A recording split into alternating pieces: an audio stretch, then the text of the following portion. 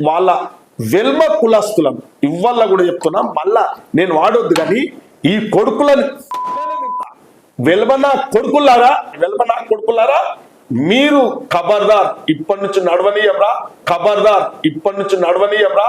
ఒకవేళ ఇటువంటి కుట్రలు పన్నితే రాష్ట్ర ముఖ్యమంత్రి తెలియకుండా కూడా మేం కాంగ్రెస్ నాయకులము, బలమైన నాయకులం ఉన్నాం.